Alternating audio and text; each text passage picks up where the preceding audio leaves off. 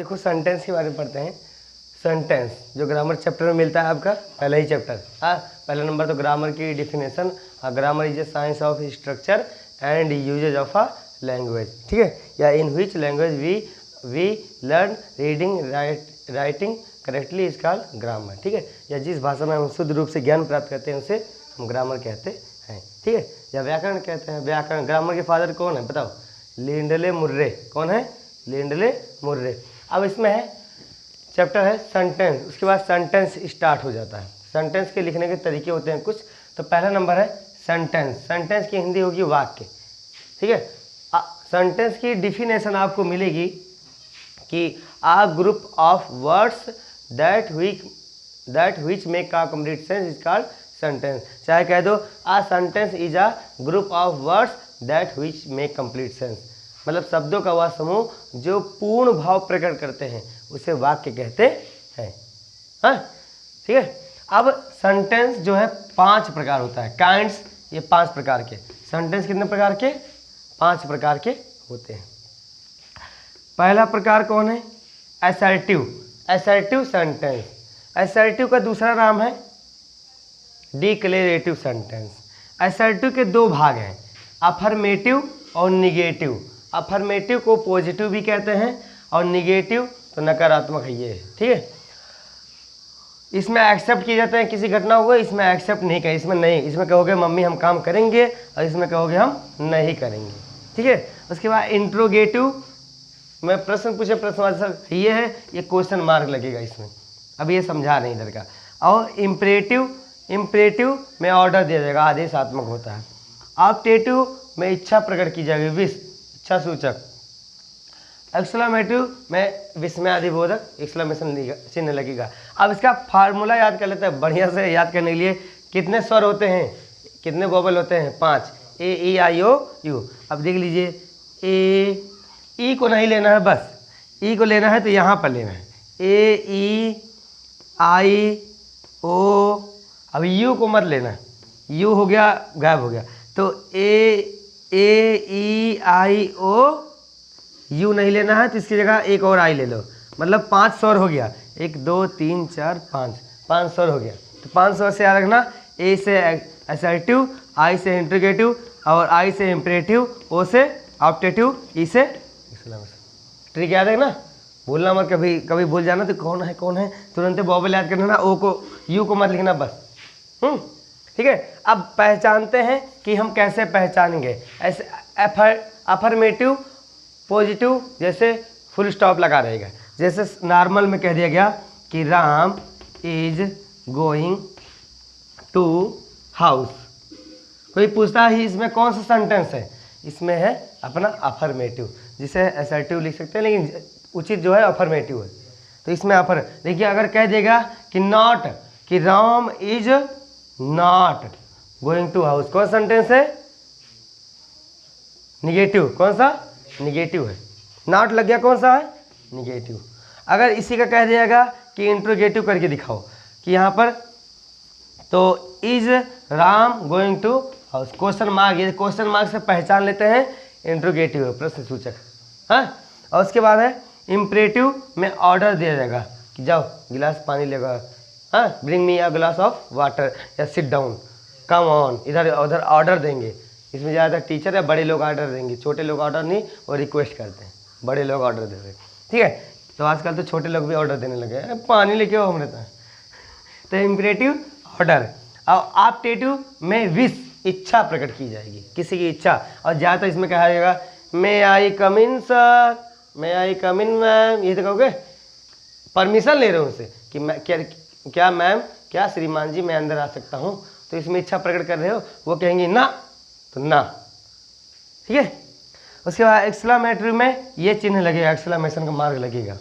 इसमें जैसे ये लगा रहेगा एलास, एलास मतलब होता है दुख, जहाँ पे दुख होगा इसको फिर पढ़ेंगे, यहाँ पे दुख का प्रकट हो रहा है। और कभी कभी मैच जीत जाएंगे तो वहाँ पर हुर्रा लगाएंगे, हुर्रे, तो हुर्रे के बाद आगे सेंटेंस लेगा एलास ही इज डेड, अरे दुख की बात है वह मर गया। और उसके बाद ये काइंड्स ऑफ सेंटेंस। सेंटेंस कितने प्रकार के? 5 प्रकार के पूर्णतया होते हैं, ठीक है, कहीं कि 4 भी मिलेगा, 3 भी मिलेगा, कोई इधर से 5 आप पढ़ा चुके हैं, 5। और उसके बाद है पार्ट्स ऑफ सेंटेंस। पार्ट्स माने भाग, इसके सेंटेंस के 2 भाग होते हैं। हमारे हाथ कितने हैं? 2, 1, और उंगलियां कितनी है? 5। वैसे सेंटेंस की उंगलियां कितनी है? 5, और हाथ कितने हैं? 2। सेंटेंस के 2। तो पहला होता है सब्जेक्ट, दूसरा होता है प्रेडिकेट। सब्जेक्ट मीन्स कर्ता या उद्देश्य, और प्रेडिकेट मीन्स विधेय। ठीक है, प्रेडिकेट मीन्स विधेय। अब होता क्या है सब्जेक्ट प्रेडिकेट, परेशान मत हो। जैसे कि हमने मान लिया यहाँ पे कि RAM, Ram goes to house या होम, कुछ भी। तो ये राम क्या हो गया? राम हो गया अपना सब्जेक्ट। इतना क्या हो गया? सब्जेक्ट, ये सब्जेक्ट हो गया। अब पीछे वाले क्या हो गए? प्रेडिकेट। बस कभी कभी कहता है सब्जेक्ट पे अंडरलाइन लगाओ और प्रेडिकेट पे गोला लगाओ। अब इसमें भी कर देंगे कि ये सब्जेक्ट, ये क्या हो गया? सब्जेक्ट, और यहाँ पे इज लगा था तो मैंने ना, ये पीछे क्या हो गया? ये वाला लगा देंगे, है कि नहीं? ऐसे ही चाहे जो जैसे अब तो सब्जेक्ट और प्रेडिकेट, जिसके द्वारा कोई पूछता है सब्जेक्ट किसे कहते हैं? जिसके द्वारा, जैसे वाक्य में सेंटेंस का वह भाग जिसके बारे में कुछ कहते हैं उसे सब्जेक्ट कहते हैं। ठीक है, अगर सब्जेक्ट के विषय में कुछ कहेंगे कि राम कहाँ जा रहा है, तो ये जो हो गया प्रेडिकेट हो गया। इतना समझ लगा? हाँ, अब ध्यान से सुनते हैं। एक इतना समझ लगा ना? बिल्कुल। अब एक कहानी सुनते हैं। एक कहानी में ये है कि एक गांव का भोला भाला सीधा साधा इंसान था। खुदा न खास था, उसकी किस्मत से शादी शहर में तय हो गई। शादी फिक्स हो गई, परीक्षा उरीक्षा सब चीज़ हो गया। तो वो शादी वादी अपनी हो गई। कुछ दिन की बात है, नहीं शादी, केवल परीक्षा हुई थी बस। तो परीक्षा होने के बाद में उसके पति ने अपनी मम्मी से जिक्र किया, मतलब वो लड़के ने जिक्र किया, मम्मी मैं वहाँ पर मिलने जाऊँगा, वहाँ पर देखने जाऊँगा उनको कि कैसी है, सामने फेस टू फेस कुछ दिन उसे थोड़ा सा उनका परिवार देख के आऊँगा। हाँ ठीक है।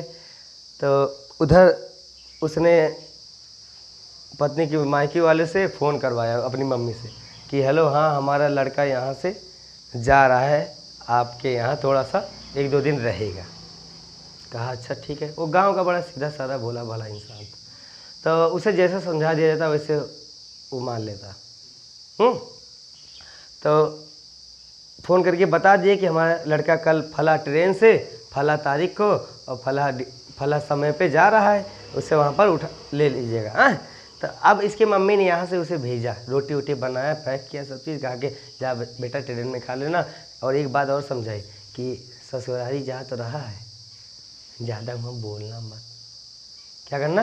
ज़्यादा वहाँ बोलना मत। ये तो कहते हैं ससुराल में ज़्यादा बोलना मत। अब लेकिन इतना बुद्धि था वो कि ठीक है, हाँ हाँ हाँ। तो उसके मम्मी ने और समझा दिया कि बोलना मत, जब कोई पूछेगा तो हाँ बोलना, कोई नहीं पूछेगा तो ना बोलना, हाँ ना में उत्तर देना, बस हाँ ना बोलना इसे ही। और ज़्यादा फालतू कुछ बोले ना, ऐसे करते हैं, वहाँ ज़्यादा कुछ बोले ना, अगर बोलने पता लगा कुछ। हाँ, तो ऐसे ही उनको समझा कर बोला गया। अब ट्रेन पे चढ़े, ट्रेन पे सब चीज़ मम्मी से बाय, मम्मी मैं जा रहा हूँ। तो गया लड़का, और वहाँ पे उसके बुढ़ऊ जो थे, हाँ लड़के के बुढ़ऊ वहाँ पर ट्रेन पे लेने आए। तो कहा ओ दामाद जी ठीक है, ओ चलो चलो। कह रहे हाँ हाँ हाँ हाँ सब ठीक है। वो कह रहे हाँ हाँ हाँ ठीक कुछ नहीं। तो दोनों लोग, दामाद और उसके जो है ससुर, चले आए घर पे चप्पल उप्पल उतारे, अपना गेट पे एंट्री किए। गेट पे एंट्री किए, कह रहे हैं वहाँ पर पहुँचते ही उन्होंने हाथ धोया। पहुँचते उन्होंने क्या किया? हाथ धोया। उसके बाद तो अंदर थोड़ा दूर जैसे ही कुर्सी उर्सी लगी थी, बेंच लगी थी, उसकी मम्मी ने एक बात और बोला था कि जाना तो ससुराल में कहीं ऊंची जगह पर बैठना, ये नहीं ज़मीन पर बैठ जाना फर्श पे। तो ससुराल पे ऊंची जगह पर मतलब कुर्सी उर्सी बैठा जाता है। उसमें उसकी मम्मी का एक धंधा कि भूमि में बैठ जाना, जैसे गांव में भूमि में बैठते ना, पीढ़ा उड़ा बैठ के खाना खा लेते हैं, तो ऐसी जगह पर मत बैठना, नहीं बेइज्जती होगी। तो उसकी मम्मी ने बोला था कि ऊंची जगह पर बैठना, वो जैसे ही हाला उसके घर वालों ने कहा चलो बैठो बैठो। अब कुर्सी उर्सी नीचे जगह थी, उसे ऊंची जगह में अलमारी दिखी। क्या दिखी? अलमारी। अलमारी दिखी, गया 2-3 टेबल बेंच में उठाया, उस पर रख करके अलमारी बैठ गया लाद से, वहाँ पर बैठ गया। उसकी साली जी आई पानी लेकर के, कहा कि अरे जीजा जी कहाँ हैं आप? मैं पानी लाई हूँ। कहा मैं ये रहा। अरे आप वहाँ क्या कर रहे हैं, यहाँ बैठिए। पानी वानी नहीं पिया। उसके बाद फिर उनके कुछ देर बाद बोलो, अरे कहाँ गए आप, वहाँ क्या कर रहे हो, चलो आप खाना तैयार है खाते हैं। तो उतर के कोनो विधा आए। अब खाना खाने की बारी आ रही, नीचे डाइनिंग टेबल पर सब बैठे, वो भी बैठा। अब उसकी पत्नी वहाँ से देख रही थी, जिससे शादी तय थी, वो गेट से देख रही थी। अब यहाँ पे खाना खा रहा था, जैसे एक रोटी लेता, जैसे शहर की पूड़ियाँ छोटी छोटी होती हैं ना, तो एक बार में वो गांव की बड़ी बड़ी होती है, तो गांव में 2-4 फाकी तोड़ लेते। अब वो शहर की एक के पूड़ी छोट भरी थी, उसे एक के बार में सब्जी मिला खा जाता। और उसकी पत्नी वहाँ देख रही थी और उसे इशारा दे रही है कि ए सुनो सुनो सुनो ना, एक नहीं, इशारा से कह रही है। तो इसने सोचा, उस बुद्धू इंसान ने, कि लगता है कह रही है कि एक बार में 2 पूड़ियाँ खाओ, एक बार में 2 पूड़ियाँ खाओ। और इशारा से कह रहा है, वाह भाई वाह, थोड़ा टॉर्चर मिल गया। तो 2 पूड़ी उठाया, इकट्ठे गप से खा लिया सब लोग के सामने। अब फिर उसकी पत्नी माथा पटक कैसे करिए, जी 2 पूड़ी को तुम, इशारा से, दूर से कोई आवाज़ सुनता ही नहीं, 2 पूड़ी को तुम 4 भाग में काटो। कह रही लगता है 4 पूड़ी खाने के लिए कह रही है मेरी पत्नी, इतनी गुस्से मुझसे। 4 पूड़ी तो उकरा इकट्ठा कौड़ो बिना गप खा रहा है। कहा तो किसी भी तरह खाना समाप्त हुआ, बोले बदला नहीं। अब वहाँ पे ज़्यादा बोल नहीं रहा, देखो हूँ हाँ बोल रहा बस। और उसके बाद उसके बूढ़ों ने साथे लेकर उसको गए सुबह सैर करवाने।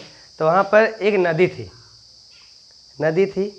तो उसने पूछा अपने पिताश्री से, जो ससुर जी से, कि ये ससुर जी ये बताओ, अब वहाँ पे अकेला बोल रहा है, तो कह रहा है कि ससुर जी ये नदी किसने खुदवाई थी? तो उसका बूढ़ों का जवाब दे रहा है, तो आधी तो तेरे बाप ने खुदवाई और आधी तो मैंने खुदवाई।